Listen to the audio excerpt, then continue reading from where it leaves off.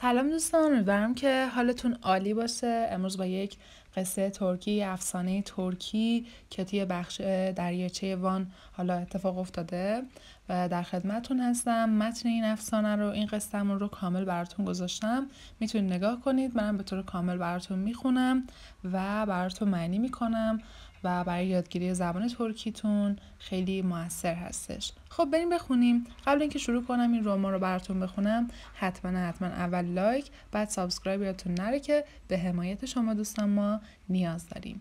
خب گفته که efsaneye göre bugün Van Gölü'ndeki akdamlar arasında çok eskiden bir baba ve kız yalnız yaşıyorlarmış. Efsaneye göre yani طبق افسانمون bugün Van Gölü'ndeki میگه که امروزه تو اون دریاچه وان آکتامار arasında بین منطقه آکتامار çok eskiden خیلی از قبل bir baba ve kız یه بابا و دخترش yalnız yaşıyorlarmış تنها زندگی میکردن. Tamara çok güzel bir kızmış ve babası onu bu adada herkesten uzak tutuyormuş. خب تامارا اصلا کل اسم قصه ما تامارا هستش و تامارا هم که شخصیت اصلی همین قصه‌مونه. میگه که تامارا çok güzel bir kızmış. خیلی دختر زیبایی بوده. اما باباش اونو bu adada اونو تو این جزیره herkesten uzak tutuyormuş. از هر کسی دور نگه داشته بوده. در ادامه گفته که adanın karşısında bir köy varmış.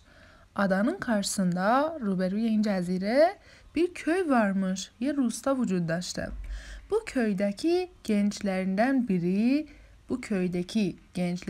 biri یعنی یکی از جوانهای تو این روستا bir gün adaya doğru yüzmeye karar vermiş. یه روز تصمیم گرفته که به سمت جزیره شنا کنه بیاد. adaya çıkmış. اومده سمت جزیره، وارد جزیره شده و çok geçmeden و خیلی نگذشته گفته که تامارا ile karşılaşmış. با تامارا روبرو شده، تامارا رو دیده. İki genç göz göze gelmişler ve birbirlerine aşık olmuşlar. در ادامه گفته که o günden sonra genç kız her gece kıyıda ateş yakıyormuş. O günden sonra بعد از اون روز که حالا هم دیگر رو دیدن، genç kız دختر جوونمون منظور همون تامارا هر gece kıyıda ateş yakıyormuş. هر روز توی صخره آتیش روشن میکرده. برای چی؟ delikanlı da جوونه همون پسر جوون هم ateşe doğru yüzüyor, kıyıya çıkıyor و تامارا ile gizli gizli buluşuyormuş. میگه که آتیش روشن میکرده، آتیش رو میدیده و به سمت آتیش درست شنا میکرده، میومده صخره و با تامارا gizli buluşuyormuş. پنهونی همدیگر ملاقات میکردن. Ama kızın babası bu durumu fark etmiş. Ama بابای دختره این موضوع رو متوجه شده و bu görüşmeleri engellemeye karar vermiş و تصمیم گرفته که این ملاقات ها رو چکار کنه؟ دیگه به پایان برسونه. engellemek همون به پایان رسوندن، بلاک کردن یه چیزی هم میگن. در ادامه ببینیم که چیکار کرده برای این کار. Bir gece Tamara ateş yakmak için tam kıyıya inecekmiş ama birden hava kötüleşmiş. Bir gece یه شب تامارا ateş yakmak için تامارا برای آتیش روشن کردن tam kıyıya inecekmiş. دقیقا میخواسته بیاد رو صخره که آتیش روشن کنه. اما یوهی چیکار کرده؟ هوا kötüleşmiş. هوا خراب شده. fırtına başlamış. طوفانی شروع شده. Tamara bu havada gölde yüzmek tehlikeli olur diye ateş yakmaktan vazgeçmiş. تامارا گفته تو این هوا گلده yüzmek، شنا کردن توی رودخونه tehlikeli olur، خطرناک میشه و آتش yakmaktan vazgeçmiş. گفته که خطرناک میشه و اینا از آتش روشن کردن منصرف شده. Ama babası kızından habersiz kıyıya gitmiş ve ateş yakmış. Ama babaş بیخبر از دخترش بدون که به دخترش خبر بده رفته تو صخره و آتیش روشن کرده. delikanlı karşı kıyadan ateşi görmüş. جوونه میگه از صخره روبرو آتیش رو دیده و adaya doğru yüzmeye başlamış. شروع کرده به سمت جزیره شنا کردن. Fakat Tamara'nın babası ateşi bir süre sonra söndürmüş. Fakat babای تامارا چیکار کرده؟ آتیش رو bir süre sonra یعنی یه مدت کوتاهی بعد söndürmüş. Söndürmek یعنی خاموش کردن، تموم کردن. söndürmüş، خاموش کرده آتیشو. در ادامه گفته که delikanlı artık fırtınalı havada ve karanlıkta yüzüyormuş. Bu nedenle yönünü kaybetmiş. Delikanlı, جوونه artık دیگه fırtınalı havada در هوای طوفانی و karanlıkta ve توی تاریکی yüzüyormuş. شنا میکرده. Bu nedenle به خاطر همین yönünü kaybetmiş. Yön یعنی جهت. yönünü، جهتش رو kaybetmiş. گم کرده. جهتش از دست داده که نمیدونسته به کدوم جهت شنا کنه. کیایا çıkamıyormuş. نمیتونسته حالا به صخره برسه. از صخره بره بالا.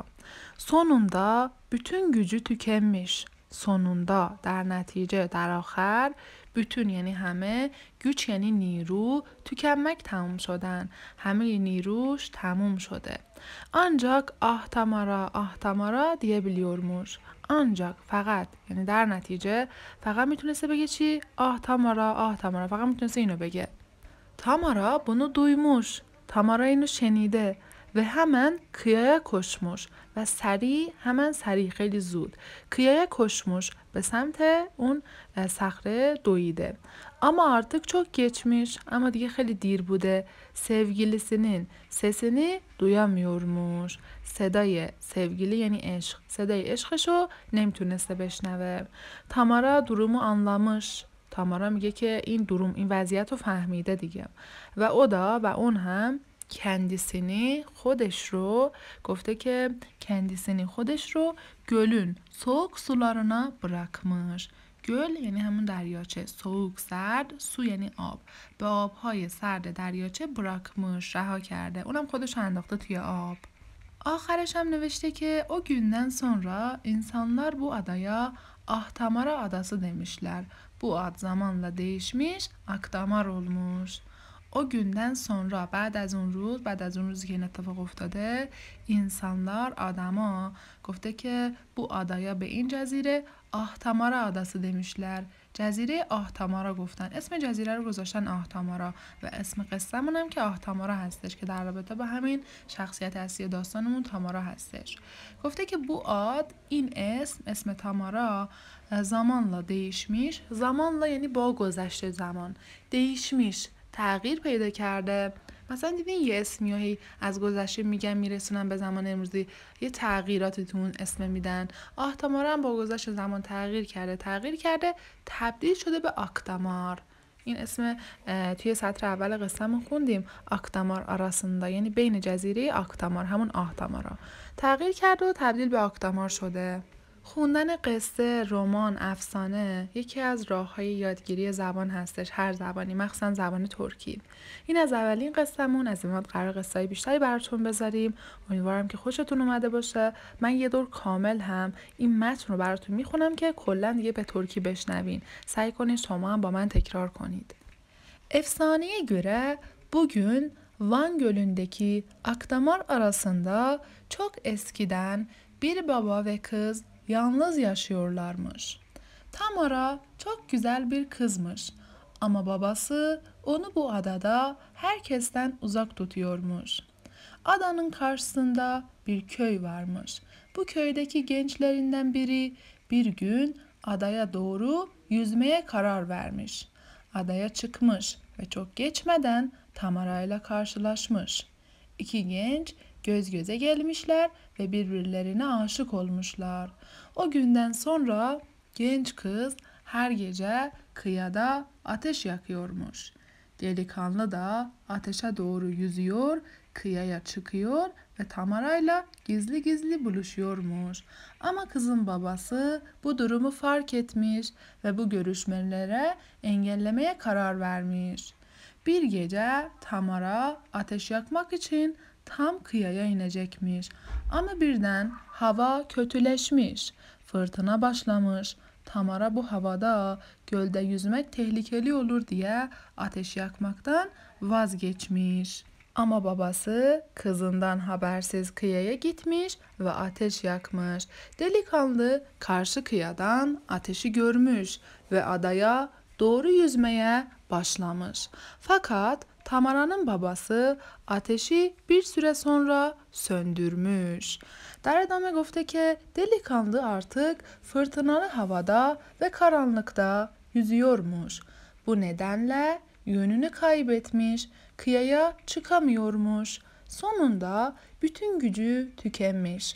Ancak ah Tamara ah Tamara diyebiliyormuş. Tamara bunu duymuş ve hemen kıyıya koşmuş. Ama artık çok geçmiş. Sevgilisinin sesini duyamıyormuş. Tamara durumu anlamış ve o da kendisini gölün soğuk sularına bırakmış. O günden sonra insanlar bu adaya Ahtamara Adası demişler. Bu ad zamanla değişmiş, Akdamar olmuş. خب این از کل قصه و رمان ما. امیدوارم که خوشتون اومده باشه. حتما لایک و سابسکرایب فراموشتون نشه و نظراتتون رو برامون کامنت کنید.